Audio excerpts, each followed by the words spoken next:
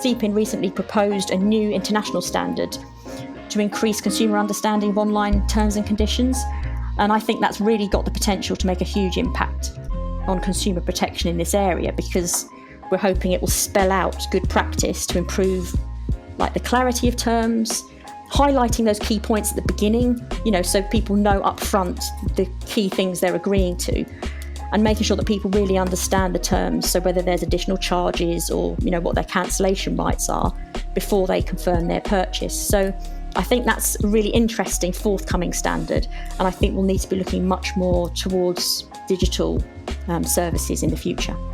You are listening to the Consumers and Standards series from the BSI Education Podcast in association with CPIN, the Consumer and Public Interest Network.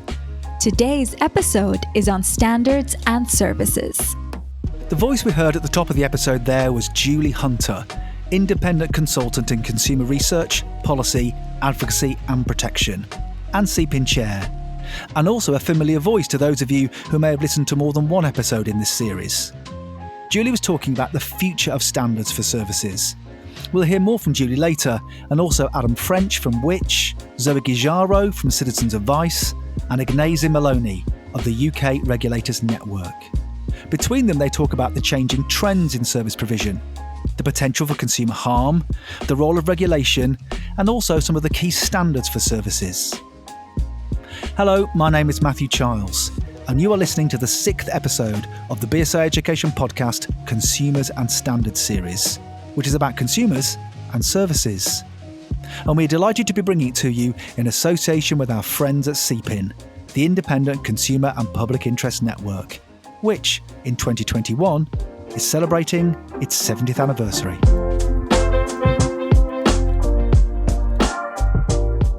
The Consumer and Public Interest Network, or CPIN, empowers and protects consumers, making everyone's life safer, fairer, and better through effective consumer representation in British standards. Established in 1951, CPIN's trained volunteers participate in the development of standards to highlight key consumer issues, making sure that real-life problems are addressed and the risk of consumer harm is minimized. CPIN believes that all consumers have a right to safe and accessible goods and services, clear information, fair treatment, effective systems of redress, and a healthy environment. CPIN representatives use the United Nations Guidelines for Consumer Protection as the foundation for their work. They sit on hundreds of standards development committees, speaking up for consumers. To find out more, visit bsigroup.com/consumers. The consumer voice in standards is incredibly important. This is because standards are everywhere, making consumers' lives safer, fairer and easier. Whether you're using a mobile phone or shopping online, standards behind the scenes are setting good practice for organisations that make goods and provide services. Now, BSI publishes around 3,000 standards every year, and it'd be pretty much impossible for CPIN to get involved in every single one. So instead, resources are focused in areas where CPIN can have the greatest positive impact for consumers, based on 5 priorities: sustainability, consumer vulnerability, consumer safety, digital, and services. Now, the aim of the BSI Education Podcast is to bring you the stories behind the standards. So this series looks at some of the stories and issues for each of these 5 priorities. For this episode, the CPIN priority is services. We all use services every day, from healthcare and financial services to utilities and entertainment to travel and tourism. Services are vital to consumers and the economy, with UK consumers spending billions on them each year. They account for 80% of the UK's gross domestic product. For services, there are many things to consider: information and advice provided to consumers, contracts, terms and conditions, and billing, safety and the physical service environment, quality of customer service and competency of personnel, and feedback, complaints, disputes, and redress. Standards provide valuable guidance to organizations about what good looks like at each of these stages. They help service providers to improve quality, keep existing customers, and win new ones. Consumer participation in the development of standards for services is vital to enhance consumer protection and increase positive outcomes. Here's me with a quick reminder that for more information on BSI education, go to bsigroup.com/education. Do please rate and review us wherever you get your podcasts. And if you like what we do here on the hashtag BSIPod and you listen to us via Apple Podcasts, then please consider giving us a 5-star rating. It really does make a difference to us being found via search and recommendations. Share us on social media using that hashtag BSIPod. And if you have any comments or questions about this episode or previous episodes, or even ideas for future episodes, then do please get in touch at education@bsigroup.com. We really welcome your feedback. So this episode looks at the issue of standards and services with 4 guests. Zoe Guijarro, Policy Manager for Future Energy Services at Citizens Advice. Agnese Meloni, Vulnerability Lead Manager at the UK Regulators Network. Julie Hunter, Independent Consultant and CPIN Chair. And Adam French, Senior Consumer Rights Editor at the independent consumer organisation Which. I started by asking Adam, over the past 20 years or so, what have been the main trends in the provision of services for consumers? The big change for consumers in the last couple of decades, there's no escaping it. It's the shift to online. Now, I remember being a student, being at school in the 90s and being really excited that we got the first computers in that just let you scroll around some plain pages of text with a few hyperlinks, all very thrilling stuff. Now, you look at the experience online today, and it's almost entirely unrecognizable. And the big change there has been, it has brought the high street, the supermarkets into our homes. You can book everything from a flight to a holiday to your weekly shop to essential gifts for people in a run up to Christmas. All of that can be done not just from a computer, but from the little handheld mobile phone sat on a sofa whilst you're watching television at the same time. That is a dramatic change to consumerism. And if you look at the stats behind it, in 2019, around £1 in every 5 was spent online when it came to retail. In 2020, during the lockdowns, that was £1 in every 4. That's a huge shift already we're seeing, especially when you consider things like the amount of money we spend in supermarkets on a weekly basis. And it's not only that dramatic shift in behavior, but 3/4 of us actually will either do our research online or actually look for inspiration online before we make a purchase. So in the last 20 years, the presence of the internet has absolutely revolutionized the way consumerism works in this country. And it's happened very quickly, but very subtly. It's smart tech firms behind this that make it almost feel perfectly natural that we've changed our behaviors in such a dramatic manner in a relatively short space of time. Obviously, this is a huge deal, and it's difficult to understate as well the kind of impact that has on our behavior and how easily 10 o'clock at night you can be booking a holiday sat on your sofa. And it's a dramatic change for a lot of us, and it certainly has opened up the door to a lot of potential problems moving forward, as well as regulators race to keep up with the rate of change when it comes to digital technology. But it's not only connected us to the internet, it's connected us internationally as well. If you shop online now, you can find yourself shopping from retailers based anywhere else on the planet. The increased globalization of our behavior as consumers online as well does make a huge difference, and that can throw up some real opportunities in terms of finding products you wouldn't find otherwise, even snapping up bargains you wouldn't do otherwise.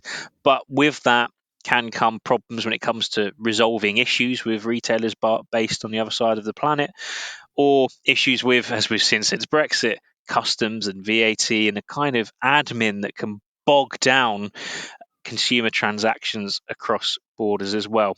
It's a huge change, huge change for a lot of us that can go unnoticed unless you stop and think about it. So you've mentioned there, Adam, obviously huge change over the last 20 years in terms of moving products and services online, and the way the consumerism has changed. It obviously accelerated under COVID. I just think in terms of protecting consumers from harm in terms of services, how do we do that? How do we protect consumers from harm? Well, there is legislation in place now, which has been brought in over the last decade or so, that is designed to try and prevent some of the worst harm from happening. The Consumer Rights Act was brought in 2015, which for the first time really in UK law set out protections for people when they're buying digital content, which beforehand was a bit more theoretical. The Consumer Contracts Regulations was brought into UK law as originally a piece of EU law, and that gives people really important cooling off periods of around 14 days for most items you'd buy or service contracts you'd enter into if you're doing those at a distance, so online, over the phone, mail order catalogs, even as long as you're not on the retailer's premises, you get protections there as well. So those are really good and really positive developments to ensure that a lot of us are protected as much as possible. However, there are still some outstanding issues that you can find. In particular, one that stands out is often the role of intermediaries, and there appears to be, to my mind at least, a bit of a gap around that. So when we talk about intermediaries, it's online marketplaces, so where they connect you as the consumer with the trader, and they're a middleman or middle person in between that, taking a cut usually off both parties as well for the privilege. And often you can find as a customer, you're pushed from pillar to post, not quite sure who is responsible for resolving any problems. Now, let's take, for example, the last 18 months in travel in particular. Obviously, flights has been an absolute nightmare. The pandemic has wrought havoc with the travel industry, and a lot of people found the flights they had booked were no longer going ahead. And predominantly, I'd say I've heard from so many people who booked via an online only travel agent. They booked just flights and have found themselves really struggling to get a refund, because technically the airline's responsible for paying the refund, but the online travel agent's responsible for chasing them up to get it. And the consumer is stuck out the back end, unable to really move anything along effectively, often hundreds, if not thousands of pounds out of pocket. In fact, which research found that there's around £1 billion worth in refunds being unlawfully withheld last year. That number has come down since, as regulators have been able to force companies into taking action. But it goes to show there are still challenges out there online, and that's one area that really stands out. And actually getting these platforms to take responsibility for resolving problems and the content that's available on them, those are the big challenges we're facing in the future. There are ways to get your money back if you're buying directly from a retailer, but the way the internet is set up now, it does massively benefit those intermediaries, those middlemen, and to ensure that there are appropriate protections in place there, that means these big tech firms can ensure that we aren't taken advantage of as consumers. That's the big next challenge for consumer protection looking ahead in the next few years. You've mentioned the Consumer Rights Act there of 2015. Also you mentioned their regulation. I'm interested about that sort of growth and regulation. We have off this and off that, particularly for essential services around water and energy. How important is that in the mix here in terms of protecting consumers, that sort of growth in regulation? Hugely important. And I know it's very popular at the moment to say that we're over-regulated, bonfire of red tape, deregulate. There's a big deregulatory drive certainly coming off the back of our departure from the European Union. But actually, regulation where is in place to protect consumers is hugely, hugely important. If you just look back at the history of which, actually one of its earliest campaign successes was the introduction of the Unfair Terms Act in 1977. And that was brought in to protect consumers from the very worst excesses of small print and being caught out by additional fees and things you didn't realise were going to happen because they were buried in legalese in small print in contracts. And that's one example of how important these regulations, these protections are to make sure that we as consumers are not taken advantage of, because ultimately businesses have all the time in the world to sit down and think about how they can most effectively separate us from our cash. And that's fine, because that's what they're there for. They're there to turn a profit. Ultimately, you need regulations in place to ensure that is being done in a fair, open, and transparent way, because as customers, we do not have all the time in the world to do that research. We need to be able to make decisions in a relatively speedy manner with a degree of research, certainly, but not the same amount of time a business has to dedicate towards separating us from our cash. And that is why they are important, they will remain important, and moving forward, consumer protection regulation has to be at the heart of any successful, thriving economy. Now, you mentioned a sort of important part there, sort of part of the mix. We've got regulation, we've got Consumer Rights Act, and also Which and its campaigns and what it's done over the years. Obviously, we're interested in the standards angle here. So from the perspective of Which, what role do standards play in providing consumer protection for services? Well, it's all about quality then. Standards are massively important, ensuring that what we have access to as consumers is of a level that is safe, that is acceptable to consumers, that really matches against consumer expectations, against safety standards. It's just so fundamental, again, to us being able to spend our money confidently. And consumer confidence, again, goes to the heart of a thriving economy. And good quality standards mean that when you're spending money, you know you'll be getting something of at least a minimum standard. And that means you can spend that money with confidence, and therefore the economic wheels keep turning, we keep participating, people aren't getting fleeced. They just are so fundamental to a positive consumer experience.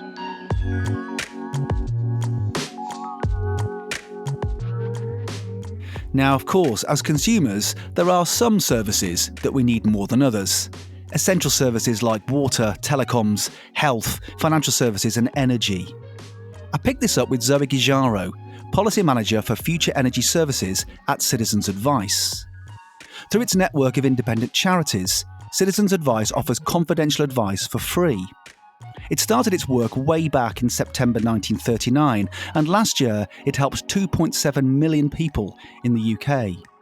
It's also the statutory consumer watchdog for the energy and postal industries, meaning it advocates on behalf of consumers in these markets. I started by asking Zoe, in terms of information and choice, what are the consumer challenges for essential services like energy? I think one of the first challenges that has really occurred to me much more in recent years actually is around accessibility of advice and information. It used to be that, especially in energy, you could go into an energy efficiency advice centre, for example, and get that advice and information face to face. But over the years, that's been whittled down to being an online service. And I think, there's very good reasons for that. Lots of us are connected online, but equally, there's lots of people that aren't. So that can be a real challenge when focusing on provision of energy advice digitally, whether it's via our smartphones or online, and it can be to the detriment, I think, of other media. And I think I often say when I'm at meetings, digital is great and digital first is great, but it shouldn't be digital only. So that's something that I think about on a regular basis, how we can make it accessible and inclusive to all consumers. Another big challenge is confusion. Net zero is particularly confusing. We've got lots of different technologies and lots of different ways of approaching it. It's confusing when you work in the industry. So I can only imagine what it's like for just your average consumer who's worrying about getting the kids to school or going and caring for an aunt or something like that. It's almost overwhelming. So people don't really know where to go to get useful and trustworthy information. And in the main, people don't really know that this is coming either. So that's a big issue for us. And it would be remiss of me if I didn't talk about the issue of choosing your energy tariff around a big challenge at the moment, because given the current energy crisis and there are significantly less to choose from and people don't really know what to choose either, I think they're three of the biggest challenges facing consumers at the moment in the energy market. I suppose you're right, isn't it? Because obviously everybody needs to consume energy. We need energy, and people do want to make sustainable choices. So that's the issue there about information and choice is a really important one within energy in particular, I suppose. Yes. Yeah, it's so complicated, isn't it? And, you just hear different bits bandied about, and people will often talk to their installer maybe, and that installer might prefer a particular technology over another for very good reason. And in those cases, are they getting, the full picture of what would be right for their home and also their lifestyle, because that does play a big factor. How we use energy in our home plays a big factor into what might be the best choice for us. So there's lots to think about. So big consumer challenges then in terms of information and choice. How about the challenges in terms of service delivery? What are those? So again, it kind of leads on from this issue of confusion for me. It's around the suitability of services for all types of consumer, especially those who might be in vulnerable circumstances. Often services don't really understand that vulnerability is dynamic, that people can shift in and out of it. So, for example, I shifted in and out of it when I was pregnant, because at that point in time, I would have been classed as more vulnerable due to my personal circumstances, and people can fall in and out due to ill health and that type of thing. So I think trying to think about how they deliver their services to, again, it's around inclusivity, around being adaptable to people's needs. And we've certainly seen lots of change, haven't we, over the last 18 months, and probably lots of consumers, again, going in and out of vulnerable circumstances, depending on what was happening with them. I think another big issue is around communication, how things are communicated, especially in these challenging times when people are struggling. It can be a challenge for those people providing those services, and also a challenge for consumers to understand. I think the pandemic has led to a lot of probably worry and panic over paying bills, and therefore some people are always scared then to communicate with whoever they're purchasing their services from. And Ofgem have just released a really useful and important report around the importance of communication, especially around debt, and the need to be compassionate in our language. So I think there's knowledge out there, but it's about services being able to grab hold of that. And another big challenge in terms of service delivery, especially in, I would say, renewable technologies or energy efficiency technologies in the home to meet net zero, is this issue of quality. We've seen a lot of scams come about, and again, that links back to advice and information. If there's not the right advice and information out there, it leaves people vulnerable to being cold called on their doorstep and vulnerable to scams. So I think that's a big challenge for those organisations that are bona fide and providing really good services and products to consumers when it comes to energy.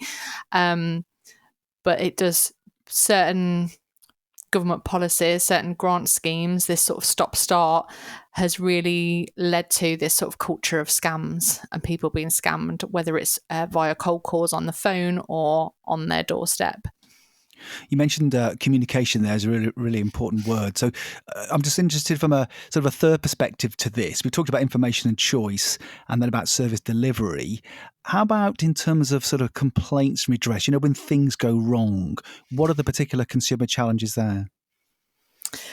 So I think when things go wrong, we've certainly found that people really struggle sometimes with the route of getting redress, getting help and redress.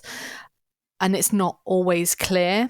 And we recently released a report called Net Zero's Protection Puzzle. And that's exactly what it sounds like, that it is a puzzle and it is confusing, and people aren't always protected in the ways that they would assume they should be. So I definitely think then that's when we see a lot of complaints come through, especially when people have been scammed or they've had an installation by someone who's gone out of business. Then there's not a clear path for them for redress, or not an easy path either. And this is really important when it comes to things like heating technologies, because to be without your heat, heating is something that we consider to be an essential for life service. So, there's really big problems going to winter months if people don't have their heating, and it can lead to all kinds of health issues. Another really important point in terms of complaints and redress specifically in energy relates to people on heat networks. So heat networks, people get their heating, as it sounds like, through a network of pipes that just deliver heat rather than a fuel to their property where they then make heat. And people there are not protected at all. It's not a regulated sector, and they don't have anywhere to go to make a complaint. Even if they come to us at Citizens Advice, it's really difficult for us to advocate on their behalf because there is no route for redress because they are not regulated. So I think they're, two of the biggest challenges around complaints and redress is people, A, being able to get the help that they need, but B, being able to understand the process in the first place, because it can be very complicated and also take a very long time. I just wonder, are the challenges any more sort of important here? Because we're not talking about people sort of complaining or seeking redress over, a small product or, a mug or something, or a widget, or some other sort of product that they bought. This is about a really important thing, energy for their home so they can heat and cook. So I suppose the challenges are more sort of stark, aren't they, for people? Yes, definitely. Not being able to have heat in your home can cause all manner of issues, not least with a person's physical and mental health. And it's really important that people are able to understand how they can get redress if something goes wrong. And I know often it might sound like I'm talking about a product in terms of, let's give an example, a heat pump. And that is a product, but it's a product that provides heating to a home. So therefore, any complaint or any concern about it not working as it's supposed to has a direct impact on the health and well-being of the occupants of the property in which it's installed. So it's really important that there is a clear route to redress for that. And for heat networks, for example, because that sector is not regulated, there's no standards around issues of reliability, for example. So if your gas was to go off, for example, because there was a problem in the street, the network would be round immediately to say, it's a problem with your gas. Do you need any alternative form of heating? We're going to get it back on within X number of hours. That's not the case for heat networks. If your heating goes off, they're under no obligation to put it back on within a certain period of time or to provide you with an alternative source of heating. So when it comes to essential services like that, and water would be similar, it's really important that people are properly protected to ensure their health and well-being. Did you know? CPIN welcomes applications from consumer champions with a wide range of knowledge, skills and experiences. If you would like to become a CPIN representative and make a positive difference to consumers through standards, then email the team at consumer@bsigroup.com. Now, earlier, Adam French had mentioned the important issue of regulation for consumer protection. Regulation is distinct from direct government provision of services because it relies on using incentives to drive behaviour change in individuals and organisations outside of government's direct oversight. And it's used primarily to address market failures. In the UK, there are some 90 regulators. To look at the issue of regulation, I spoke with Agnese Meloni from the UK Regulators Network. Established in 2014, the UKRN currently brings together regulators from the UK's utility, financial, transport and housing sectors. I started by asking Agnese, why is it important that essential services are regulated?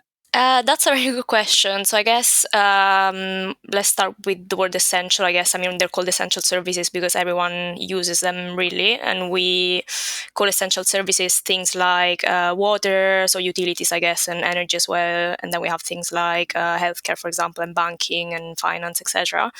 So I guess they are of use to consumers all over the UK. And they make, I guess, people's lives easier. So that's why we regulate them. So basically, we make sure that consumers can access them, and that all of these services are affordable and can be used easily and affordably. So in terms of that regulation, what is the role of the regulators in these key sectors, in these key services? Yeah, so I guess the main purpose of regulators is to protect the consumer and make sure that these services are accessible. And what we do, I guess, is we mainly monitor markets, for example. So we do this in like energy, water, telecoms, etc. We make sure that markets are functioning, that there's competition, that consumers have choices for these services, that they have different providers to choose from, for example. And we kind of also monitor the behavior of firms so that we make sure that consumers are not cheated or don't have bad prices presented to them. And I guess the general role of regulators is to protect the consumer. So that's why I guess in a way regulation is needed, because we try and put consumers' needs first. So that's what we aim to do. And how specifically do regulators ensure that sort of quality of service and that good consumer protection that you mentioned? So I guess we do this in different ways. So first of all, we engage with different organizations. We talk to firms all the time and just check that they're providing good quality service for consumers. We also have more of a compliance and enforcement role. So for example, if we notice that things are going wrong or not the way they're supposed to, then we can step in and use our compliance and enforcement roles. And that means that basically we can fine, for example, a firm if they do something wrong, or if we think that consumers are not getting a good enough service, for example. You said there, service providers can break the law, I suppose. I mean, what sort of powers do you have, or do regulators have to intervene there? Yeah, that's a good question. So I guess in general, it depends on the regulator. So all the regulators work in a similar way, but there's also a lot of difference between them. So it sort of depends on the remit that they have. But we simply work through license conditions, which are basically laws that are kind of present in the sector. And we make sure that these laws are there so that the firms know what expectations we have in terms of the service that they have to give to consumers. And also these license conditions are there because if the firms don't respect these laws, then we can act. So we have different powers depending on the regulator. But for example, Ofgem, which works in energy, works through the Electricity Act and Gas Act and different consumers laws that are actually in place for other regulators as well. And that gives us, I guess, the background for knowing what firms should do, and when they don't do that well enough, then we can intervene in the market. I mean, you mentioned energy there, and obviously energy has been a big news item over the past few weeks here in the UK. I'm just interested in there about the different powers you say that the different regulators have. Why is that? Why would you have why would regulators have different powers to intervene in their sector? Why would you have those differences? Yeah, that's also a good question. I think the difference just comes from working in different sectors. So I guess the regulators do the same job, but there is crossover in between, I guess, the aims we have. So for example, putting the consumer first, that's the sort of a common objective across regulators. But then we need to work specifically in the sector that we regulate. So for example, energy will be very different from water, which will be very different from transport. And also, for example, banking and finance are a completely different sector. So we do have to work with different license conditions for that reason, I think, because there is things that we have in common, but we also have to kind of separate the powers, if that makes sense. And we have different also kind of enforcement and consumer powers for that reason. We also need to, we collaborate a lot, but we also need to kind of keep our independence a bit between each other. So those different powers then, is that because each of the regulators' powers are based on a particular act of parliament? Yeah, pretty much. So we these different license conditions, I guess, are based off acts that were maybe kind of started at different times or in different sectors. So they're sort of bespoke to the sector. So as I mentioned, I guess Electricity and Gas Act, obviously we work differently from, for example, the Competition Act, which was done later on. So I guess, as you said, it's just, depends on the kind of, I guess, parliamentary laws that we follow, and those are specific to sectors. Yeah. Now, the UKRN, you're new members of the BSI Consumer Forum Council. Can I ask, why did you join? So I think we're always interested in joining different consumer councils and I guess different forums, because that's very valuable to us. So I think with regulators sometimes it's quite difficult to get in touch with the consumer and to know what the real issues are that affect them. So we try and be part of these consumer forum councils just to, I guess, get different ideas, different views, collaborate with different organizations that may have different views on things. And we always aim, as UKRN, I guess, because we're also a regulators network, we try and keep ourselves informed as much as possible on best practices in other sectors, and also maybe do a bit of strategic thinking from other organizations. So to, I guess, provide the best possible service to consumers. So that's very valuable for us, because I guess we aim to just collaborate as much as possible and dip into different forums, do different things, and engage with stakeholders. So that's basically the core of our job, is just stakeholder engagement. So we talk to lots of people. So the Consumer Forum Council is also a great forum for us. Did you know? A global perspective on services. The majority of services standards published by BSI are European or international in scope. This reflects the global nature of markets and helps to ensure consistency of protection for consumers using cross-border services. CPIN works closely with its European and international counterparts to strengthen the consumer voice. We complete our look at standards and services with Julie Hunter, the voice we heard at the top of the episode. Julie is an independent consultant in consumer research, policy, advocacy and protection, and also CPIN Chair, and a friend of the podcast too. I started by asking Julie, from her perspective, for services, what's in the consumer protection toolkit? I mean, there's lots of different tools to protect consumers from poor quality service, whether they're at risk of harm from something that affects their physical safety, like an accident injury, or financial loss, stress or inconvenience. So we do have legislation such as the Consumer Rights Act, and we also have regulators and ombudsmen that have been created by statute in key markets. So, for example, essential services like financial services, energy, water, telecoms. We have enforcement as well to make sure that organisations stick to the rules that are defined by law. But standards play a really important role as well, because they're defining good practice for those organisations that want to improve quality. So it's giving them the detail that they need to meet those legislative and regulatory requirements. And quite often standards do underpin legislation and regulation as well. So I think all of those tools in the consumer protection toolkit, they have a different role to play.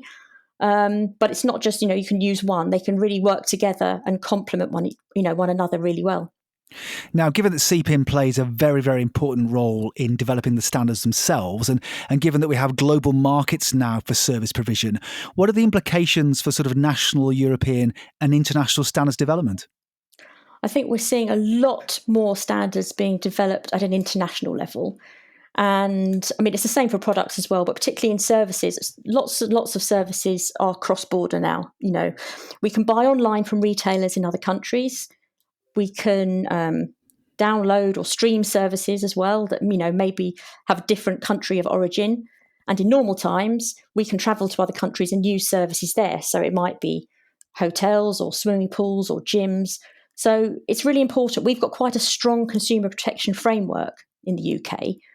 But as UK consumers, we want to know that when we travel to another country or we buy from another country, that we have that consistent, really good level of protection. So standards can help to, make sure that those that quality is consistent across borders as well. So if you think about the example, if you're buying goods online, you want them to meet certain quality and safety standards. You want to make sure that your hotel, for example, meets the same standards in terms of fire or the safety of balconies. You also might go abroad and use services like, have a holiday haircut or a beauty treatment or something. So international standards can really, really help that consistency, because they're agreed by experts, and it means that we have the same level of protection wherever we go or wherever we buy from. I never thought about standards protecting my international haircut when I have a haircut on holiday. You mentioned there some of the standards in those areas. Can you give us some more examples here? Particular, we love our standards numbers here on the BSI Education podcast. Any particular standards you want to highlight for us? Yes, I mean, we have services is one of CPIN's 5 priority areas, and where we can, we get involved in standards for specific services sectors. So that might be financial services, healthcare, travel or tourism. So, for example, in tourism, we've got BS 8848, which is adventurous activities, and that helps to minimise safety risks for organised activities abroad. So it might be a charity challenge, where you go to climb Kilimanjaro or something, or gap year travel, school field trips, volunteering projects. And it just makes sure that all of those trips are planned efficiently, their proper risk assessments are carried out, and that staff are capable and competent, that kind of thing. Financial services is another area where we have some good standards. We've got a PAS there, for example, 17271, which is protecting consumers from financial harm as a result of fraud or financial abuse. And that's really about what banks and building societies can do to protect consumers from fraud. And we're hearing all the time about the increase of scams and how prevalent they are, everywhere, online, telephone, in person. So this gives good practice to identify and support people who've been targeted by scammers to help them minimise their losses. And then in other areas, we have a whole load of different standards for like leisure, health and beauty, for example, fitness centres, swimming pools, beauty salon services, tattooing. So there's a really wide range of services that people, use very frequently that are covered by standards in different sectors. So that's some of the sort of vertical with the standards within the sectors. How about the horizontal, sort of the cross-cutting standards? Yeah, that's a really good question, because with our limited resources, we can't always get involved in every single service standard for every sector. So I think we can have a greater influence if we tackle those horizontal consumer issues, those kind of things that are relevant across all services, across a wide range of sectors. So things like customer service, we've got BS 8477 for customer service. We've got BS ISO 10000 series, which covers things like complaints handling and customer satisfaction.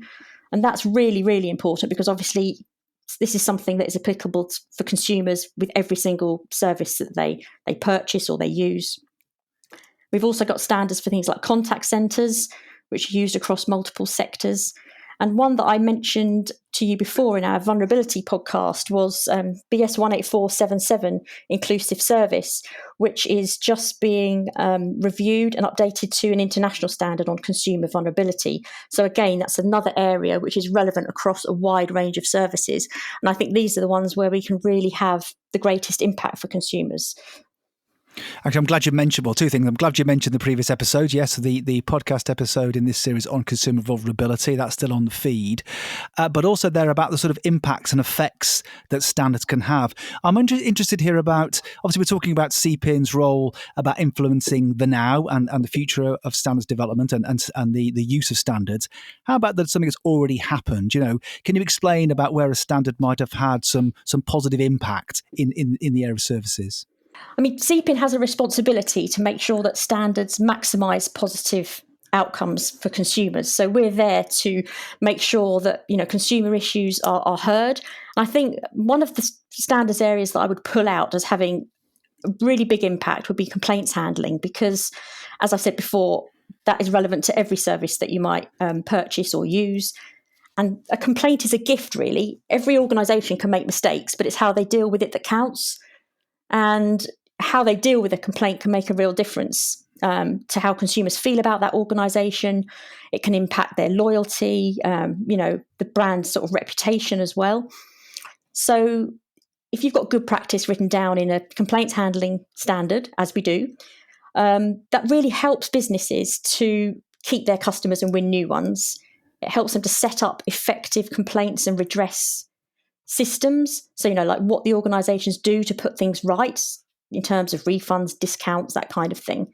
And it also can help reduce the likelihood of harm for consumers. So if you can tackle a complaint early and effectively, it helps to prevent or minimise financial loss, help consumers get their money back, for example. So organisations that are dealing with problems really well at an early stage, they're sort of nipping things in the bud, before things get worse, before the problem gets bigger. So that complaints handling standard can actually help businesses to save money in the long run, because no one wants a massive customer service fail that's going to hit the headlines or go viral. So it's all about, trying to get your complaints handling right at, first time round at an early stage. And another standard that I think has had a really big impact in the services world is our vulnerability standard, BS 18477, because we know that that's been really widely used in the essential services sector. So the Financial Ombudsman have used it, several regulators, we know that Ofgem promote this standard as a way of firms meeting their obligations to vulnerable consumers. So we know that this standard has been used by a lot of firms, and I think it would have had a really big impact because vulnerability is something that can affect anyone at any time. And before we wrote the standard, there wasn't really any existing guidance for organisations on how to define vulnerability or how to identify customers who might be vulnerable or how to respond to them, to give that tailored, flexible response. So I'm really sure that that's had a positive impact for consumers. So looking to the future then, Julie, in terms of standard development for consumer protection in services, where are we going next in this area? It's a good question. I think we'll still have to think about the traditional delivery of services, so those that are delivered face-to-face. But we definitely have to think more about digital now, because lots more services are managed online. So it's not just making your purchase, but it's your accounts management and billing and everything. We have services that are delivered online, so streaming services and things like apps, music, films. And I think we're going to need to think a lot more about artificial intelligence as well, and how that impacts service. So it's automated decisions for things like financial services applications, people maybe being unfairly turned down for a service or provided with a service that doesn't meet their needs. Chatbots for asking questions or submitting complaints. Can they really deliver the same level of service as a real person? Can they understand individual needs and provide responses in the same way that a human can? And another thing about going digital is clarity of information, because one area that we've seen a lot of potential consumer harm is online terms and conditions. And we think this is, going to be quite a big problem in the future as more and more decisions and services are contracted online. And, is it even possible to give informed consent online when we know those online terms and conditions can be really onerously long and complex? They're just confusing for consumers, and it can deter them from reading them in the first place. The Swedish Consumers Organisation did some research, and they found that when printed out, Airbnb's terms and conditions were 39 metres long, and they had a brilliant video of that paper being wrapped around a person to show how long the terms were. And I think Consumers International have estimated it would take the average person 76 working days to read all the terms and conditions that they encounter online in 1 year.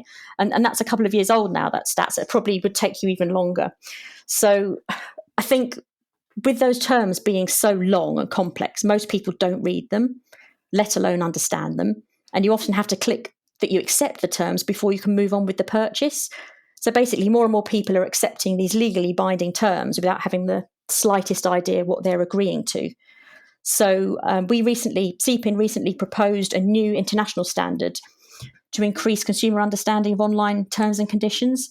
And I think that's really got the potential to make a huge impact on consumer protection in this area, because we're hoping it will spell out good practice to improve the clarity of terms, highlighting those key points at the beginning, so people know upfront the key things they're agreeing to, and making sure that people really understand the terms. So whether there's additional charges or, what their cancellation rights are before they confirm their purchase. So I think that's a really interesting forthcoming standard.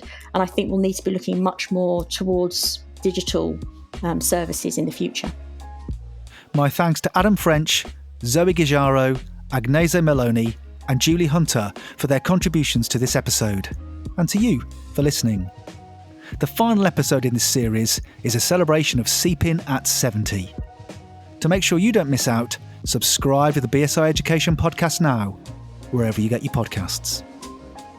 You have been listening to an episode of the BSI Education Podcast. To find out more, visit bsigroup.com/education.